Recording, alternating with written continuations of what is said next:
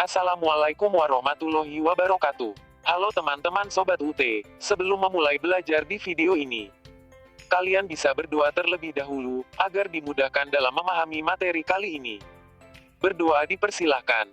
Setelah selesai, kalian bisa memulai menonton video teks dan audio ini ya. Selamat belajar.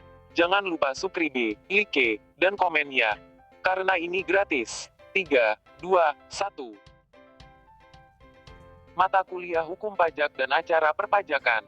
Modul 1. Kegiatan belajar 2. Pengertian pajak. Motivasi utama pemajakan di negara berkembang adalah pengumpulan dana pembiayaan pemerintah dalam penyediaan barang dan jasa publik. Motivasi lainnya adalah redistribusi penghasilan dan penyesuaian kekurangsempurnaan mekanisme pasar. Walaupun suatu tingkat pemajakan diperlukan untuk mencapai motivasi tersebut, pemajakan selalu mempunyai pengorbanan, baik karena beban langsung berupa biaya administrasi, maupun beban tidak langsung dalam upaya memperoleh penerimaan pajak. Pola pemajakan di berbagai negara berbeda-beda seiring dengan keadaan ekonomi, budaya dan sejarah. Rasio penerimaan pajak di negara berkembang sekitar 10-15-20% dari pendapatan domestik bruto, GDP, sedangkan di negara maju lebih dari 30%. Berbeda dengan negara maju, negara berkembang mengandalkan penerimaan pajaknya pada pajak tidak langsung, barang dan jasa, sedangkan negara berkembang dari pajak penghasilan. Pajak penghasilan orang pribadi umumnya sulit dipungut dalam masyarakat yang didominasi oleh ekonomi pedesaan yang merupakan masyarakat tunai, cash society. Dengan sebagian terbesar kegiatan ekonominya merupakan sektor informal, underground ekonomi. Sementara itu, peranan penerimaan pajak di Indonesia guna membiayai pembangunan dari tahun ke tahun menunjukkan peningkatan. Pada tahun 2012 sejumlah RIP 1.016.237 triliun, sedangkan pada tahun 2013 sejumlah RIP 1 jam 192 menit 994 detik triliun, meningkat sejumlah RIP 176.757 triliun. Gitu pentingnya pajak untuk membiayai pembangunan dan pelayanan pemerintahan di suatu negara.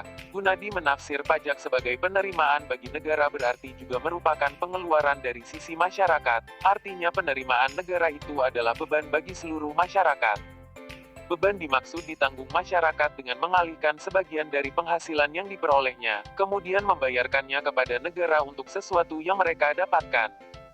Agar tercipta keadilan maka kewajiban masyarakat untuk membayar pajak dituangkan dalam undang-undang yang mengikat semua warga negara.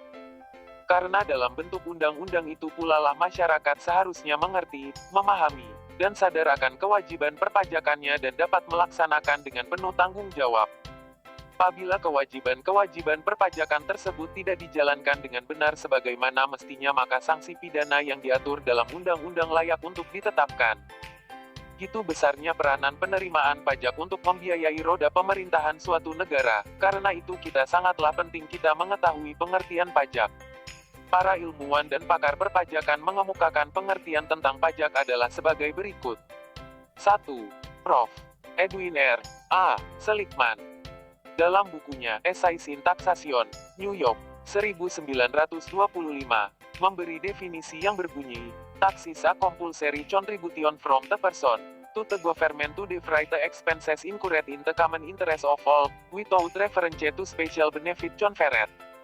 Banyak terdengar keberatan atas kalimat without reference karena bagaimanapun juga uang-uang pajak tersebut digunakan untuk produksi barang dan jasa. Jadi, benefit diberikan kepada masyarakat, hanya tidak mudah ditunjukkannya, apalagi secara perseorangan. 2. Philip A. Taylor. Dalam bukunya, The Economics of Public Finance, 1948, mengganti without reference menjadi with little reference. 3. Dr. N.J. Fatman. Dalam bukunya, The Overhead Middle Fund Indonesia, Leiden, 1949, menyatakan bahwa, belastingen din aan de overheid, volgens algemene, door haar vastgestelde normen, versuldigde afwingbare prestaties, wasintegen prestati tegenover staat en witsuiten dienen tot dekking van publieke uitgaven. Artinya, pajak adalah prestasi yang dipaksakan sepihak oleh dan terhutang kepada penguasa, menurut norma-norma yang ditetapkannya secara umum, tanpa adanya kontraprestasi. dan semata-mata digunakan untuk menutup pengeluaran-pengeluaran umum. Fatman, seperti juga halnya Seligman, berpendapat bahwa terhadap pembayaran pajak, tidak ada kontraprestasi dari negara. Dalam mengemukakan kritik-kritiknya terhadap definisi dari sarjana-sarjana lain, ternyata bahwa Fatman tidak berhasil pula mendefinisikan untuk memberikan gambaran tentang pengertian pajak. 4. Prof. Dr. M. J. H. Semets, dalam bukunya, De Economische Betekenis der Belastingen, 1951, menyatakan bahwa, belastingen din aan de overheid, volgens normen, versuldig de afwingbare prestaties, donder dat hier tegenover, in het individuele geval, aanwijsbare tegen prestalistaan. Dit strekken tot dekking van publieke uitgaven. Artinya, pajak adalah prestasi kepada pemerintah yang terutang melalui norma-norma umum dan yang dapat dipaksakan, tanpa adanya kontraprestasi yang dapat ditunjukkan dalam hal yang individual. Maksudnya adalah untuk membiayai pengeluaran pemerintah. Dalam bukunya ini, Semets mengakui bahwa definisinya hanya menonjolkan fungsi budgeter saja. Baru kemudian ia menambahkan fungsi mengatur pada definisinya. 5. Dr. Suparman Sumohami Jojo, dalam disertasinya yang berjudul, Pajak Berdasarkan Asas Gotong Royong, Universitas Pajajaran Bandung, 1964, mendefinisikan pajak sebagai iuran wajib, berupa uang dan barang, yang dipungut oleh penguasa berdasarkan norma-norma hukum, guna menutup biaya produksi barang-barang dan jasa-jasa secara kolektif dalam mencapai kesejahteraan umum. Dengan mencantumkan istilah iuran wajib, ia mengharapkan terpenuhinya ciri bahwa pajak dipungut dengan bantuan dari dan kerjasama dengan wajib pajak, sehingga perlu pula dihindari penggunaan istilah paksaan. Lebih-lebih, demikian pula menurut sarjana lainnya, bila mana suatu kewajiban harus dilaksanakan berdasarkan undang-undang, dalam hal kewajiban tersebut tidak dilaksanakan maka undang-undang menunjukkan cara pelaksanaan yang lain. Hal ini tidak mengenai pajak saja dan cara ini biasanya adalah untuk memaksa. Selanjutnya, menurut pendapatnya, berkelebihanlah kiranya, kalau khusus mengenai pajak ditekankan pentingnya paksaan itu, seakan-akan tidak ada kesadaran masyarakat untuk melakukan kewajibannya. Ia sudah menganggapnya cukup dengan menyatakan bahwa pajak adalah iuran wajib, tidak usah diberi tambahan, yang dapat dipaksakan. Adapun mengenai kontraprestasi, Dr. Suparman berpendirian bahwa justru untuk menyelenggarakan kontraprestasi itulah perlu dipungut pajak. 6. Prof. Dr. Rohmat Sumitro, SH, dalam bukunya, Dasar-Dasar Hukum Pajak dan Pajak Pendapatan 1944, Rohmat Sumitro mendefinisikan pajak sebagai suatu iuran rakyat kepada kas negara, pengalihan kekayaan dari sektor partikelir ke sektor pemerintah, berdasarkan undang-undang, dapat dipaksakan, dengan tiada mendapat jasa timbal balik, tegen prestasi, yang langsung dapat ditunjuk dan yang digunakan untuk membiayai keperluan umum, publike uitgaven. 7. Prof. S. I. Jojo Niningrat, pajak menurut SI, Jojo Niningrat adalah sebagai suatu kewajiban menyerahkan sebagian dari kekayaan kepada negara disebabkan suatu keadaan, kejadian dan perbuatan yang memberikan kedudukan tertentu, tapi bukan sebagai hukuman, menurut peraturan-peraturan yang ditetapkan pemerintah serta dapat dipaksakan, tapi tidak ada jasa balik dari negara secara langsung untuk memelihara kesejahteraan umum. 8. P. J. A. Adriani, pajak adalah iuran kepada negara, yang dapat dipaksakan, yang terutang oleh yang wajib membayarnya menurut peraturan-peraturan, dengan tidak mendapat prestasi kembali, yang langsung dapat ditunjuk dan yang ada gunanya adalah untuk membiayai pengeluaran-pengeluaran umum berhubung dengan tugas negara untuk menyelenggarakan pemerintahan. 9. Dr. Cip Ismail, SHMBA, MM, pajak adalah hak dan kewajiban kepada negara yang dapat dilaksanakan, diatur dengan undang-undang, digunakan untuk keperluan negara dengan memperoleh kontraprestasi pada sektor pajak yang bersangkutan. Dari definisi tersebut di atas, baik pengertian secara ekonomis pajak sebagai perpindahan kekayaan dari sektor swasta ke sektor pemerintah, atau secara yuridis pajak sebagai iuran wajib, dapat diambil suatu kesimpulan tentang ciri-ciri yang terdapat pada pengertian pajak sebagai berikut. A. Pajak dipungut oleh negara baik oleh pemerintah pusat maupun pemerintah B. Daerah didasarkan undang-undang serta aturan pelaksanaannya. Pemungutan pajak menghendaki adanya alih dana, sumber, dari sektor swasta, Wajib pajak pembayar pajak, ke sektor negara, pemungut pajak, administrator pajak. C. Terdapat perkembangan bahwa pajak seyogianya ada kontraprestasi atau imbalan yang diberikan oleh negara, pemerintah pusat, pemerintah daerah, kepada sektor pajak yang bersangkutan, bukan kepada pembayar pajak. Karena apabila tidak demikian, penerimaan pajak akan diperuntukkan bagi kesejahteraan rakyat sebagaimana diamanatkan oleh alinea keempat pembukaan UUD 1945 sebagai tujuan dari negara Indonesia. D.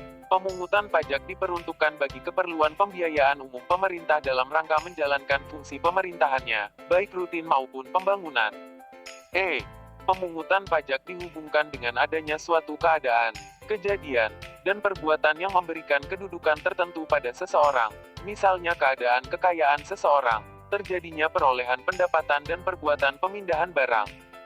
Dasar pemungutan pajak adalah Undang-Undang Pajak, untuk setiap jenis pajak, yang bersumber kepada konstitusi atau Undang-Undang Dasar. Sehubungan dengan kegiatan bisnis yang berkembang pesat, di mana tidak mungkin hanya diatur dengan undang-undang. Dalam memudahkan pelaksanaan pemungutan pajak, kewenangan tersebut dapat dilimpahkan kepada peraturan perundang-undangan yang lebih rendah sepanjang tidak bertentangan dengan peraturan di atasnya. Hal tersebut sesuai dengan teori Steuvenbow, teori mengenai hukum murni dari Hans Kelsen. Oleh karena itu, pemungutan pajak melalui peraturan daerah, Perda, dapat dibenarkan karena Perda merupakan bagian dari peraturan perundang-undangan. Sebagaimana telah diuraikan mengenai hierarki peraturan perundang-undangan dalam pasal 7 ayat 1, Undang-Undang Nomor 12 Tahun 2011 terdahulu.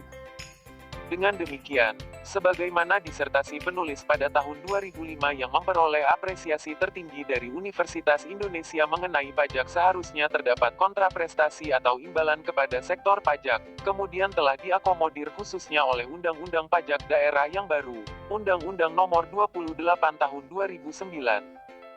Selama ini paradigma pajak selalu diidentikan dengan pungutan memaksa berdasarkan undang-undang dengan tanpa imbalan atau kontraprestasi adalah tidak sejalan dengan tujuan negara Indonesia dan makna otonom daerah, yaitu untuk lebih mendekatkan pelayanan kepada masyarakat lokal melalui pemerintah daerah. Apabila pembayaran pajak harus tanpa imbalan dari pemerintah, dalam hal juga pemerintah daerah, maka hal tersebut menjadi kontraproduktif. Semestinya pajak harus jelas peruntukannya yang dalam hukum fiskal lazim disebut dengan camarking tax. Karena itu, pembayaran pajak daerah harus terdapat imbalan atau kontraprestasi bagi sektor pajak yang bersangkutan. Berbeda dengan retribusi imbalan atau kontraprestasinya hanya untuk pembayar retribusi saja. Contohnya, apabila kita membayar pajak daerah, pajak kendaraan bermotor dan bea balik nama kendaraan bermotor, diharapkan pemerintah daerah akan memberikan pelayanan terhadap kenyamanan berkaitan dengan pembayaran pajak tersebut bagi pengendara bermotor, misalnya jalanan mulus, rambu-rambu jalan, dan lampu stopan lalu lintas berfungsi dengan baik. Berdasarkan penelitian penulis, sebagian besar pemerintah daerah sudah melaksanakan peruntukan prioritas penggunaan penerimaan pajak daerah yang dituangkan dalam peraturan daerahnya. Misalnya, Provinsi Sumatera Utara telah mencantumkan dalam peraturan daerah tentang bagi hasil penerimaan pajak kendaraan bermotor kepada daerah kabupaten, kota agar diprioritaskan untuk perbaikan jalan dan rambu-rambu lalu lintas. Di kabupaten, kota di Bali, dalam menunjang pariwisata, penerimaan dari pajak penerangan jalan, PPJ, digunakan untuk pembiayaan penerangan jalan.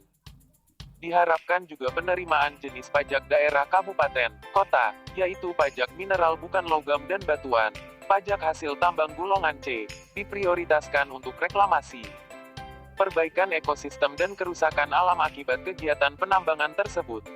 Demikian pula untuk pajak-pajak pusat, kontraprestasinya dilakukan pemerintah dalam bentuk meningkatkan pelayanan informasi. Selain itu, dalam UU ditetapkan penerimaan perpajakan pusat, yaitu penerimaan PPh perseorangan, PPh pasal 25 dan 29, PPh karyawan, PPh pasal 21, dan penerimaan cukai dibagi hasilkan kepada pemerintah daerah. Alasan bagi hasil tersebut adalah dalam rangka menjaga keutuhan NKRI, di mana pungutan pajak perseorangan, pajak karyawan maupun cukai objeknya berada di daerah. Berkaitan dengan penerapan pungutan pajak daerah dan retribusi daerah, Panal Junhee dan William L. Wah Jr. menyatakan bahwa untuk meningkatkan pendapatan daerah adalah lebih rasional bila dilakukan melalui pungutan retribusi daripada mengenakan pajak. Artinya bahwa dalam penyelenggaraan pemerintahan di daerah adalah lebih baik kualitasnya, apabila penerimaan retribusinya lebih tinggi daripada pajak daerah. State are always looking your ways to acquire additional revenues without raising EOPs and user charges are commonly used. Closing tax loopholes for sales and income taxes also is frequently lowered. Whatever the form of revenue and it seems obvious that for now broad-based increases are not on the horizon. Demikian juga Mikesel menyatakan bahwa retribusi dirasakan lebih adil dan efisien diterapkan daripada pajak di suatu state, negara bagian, pemerintah daerah. Berkenaan dengan persyaratan bahwa penerimaan pajak untuk digunakan dalam pembiayaan umum dimaksudkan agar pembiayaan umum pemerintah harus terukur dan sesuai dengan yang telah ditetapkan dalam undang-undang bagi APBN, dan untuk pengeluaran APBD harus terlebih dahulu ditetapkan melalui peraturan daerah. Mekanisme tersebut diatur dalam peraturan perundang-undangan yang berlaku. Oleh karena itu, administrasi pajak mempunyai peranan yang sangat penting dalam menentukan efektivitas suatu sistem pajak. Menurut Richard M. Bird, di negara-negara berkembang para analis kebijakan pajak meyakini bahwa perubahan kebijakan tanpa diikuti oleh perubahan administrasi tidak akan menghasilkan apa-apa. Dengan demikian, sangatlah penting untuk memastikan agar setiap perubahan kebijakan pajak harus sesuai dengan kapasitas administrasi. Besarnya penerimaan bukanlah indikator mutlak berhasilnya suatu sistem administrasi pajak. Pemerintah juga wajib mempertimbangkan bagaimana penerimaan tersebut didapat, bagaimana dampak pengenaan pajak terhadap keadilan, politik pemerintahan, dan tingkat kesejahteraan sosial. Selain pajak, pungutan lain untuk pemerintah pusat diperoleh dari bea dan cukai, dan penerimaan negara bukan pajak (PNBP). Sedangkan pungutan untuk pemerintah daerah selain dari pajak daerah adalah retribusi daerah. Namun demikian, potensi dalam menunjang perolehan APBN maupun APBD tetap saja didominasi dari penerimaan pajak. Gitu besarnya peranan penerimaan pajak bagi pemerintah pusat maupun daerah, hingga di lapangan sering terjadi tumpang tindih dalam pengenaan terhadap suatu objek pajak. Oleh karena itu, Undang-Undang Pajak Daerah yang baru, Undang-Undang Nomor 28 Tahun 2009, menetapkan bahwa jenis pajak daerah adalah limitatif. Daerah tidak boleh lagi menambah jenis pajak daerah selain yang ditetapkan oleh Undang-Undang, Closed List. Sekian kegiatan belajar 2. Kegiatan belajar 3 akan ada di video berikutnya.